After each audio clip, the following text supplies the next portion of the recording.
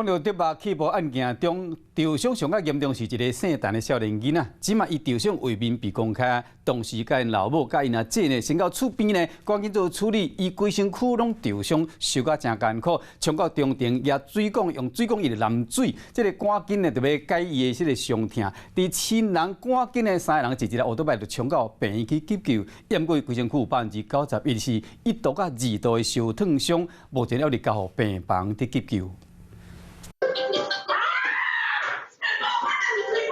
痛八体少年人赶紧找厝边来救命，衫裤拢烧甲破鼓鼓，身躯顶拢是烧烫伤的痕迹。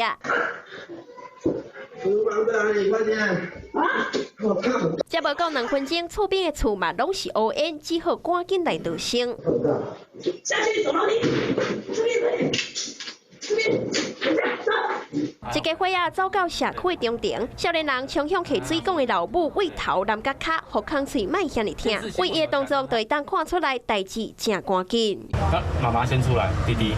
手链面紧倒出来，伊就是德巴起步案内底受到重伤16岁姓陈的少年人，目前也搁伫咧加护病房插管咧抢救，上惊就是引发着感染的危机。再来个1礼拜就是关键期。第一时间是全身白的，已经当下都真的没有皮了。不过讲实话，真的是你们都说是救护车，其实根本就没是我们自己骑摩托车送去的。未负担救护车，只好家己送病院，因为伤势伤过严重，时间真珍贵。24号透早细陈的少年人想要淡厝休困，雄雄闻到雅素的臭味，想要开电火来确定。验过真可能就是因为这个动作产生着火星，引发着气爆，规间厝拢烧甲乌麻麻，伊规身躯有91%的烧烫伤。这么年轻，对不对？小孩子真的也没做什么错事啊！你们承认错误又怎么样？受伤的是我们啊！我们要怎么样去往后的？如果说复健的路程真的是很痛苦哎。姓陈的少年人老母是病院护理师，伊嘛选择读医护专校，想要到放假当去厝去当着起步的意外。孝顺啊，对啊，很体贴，真的是说。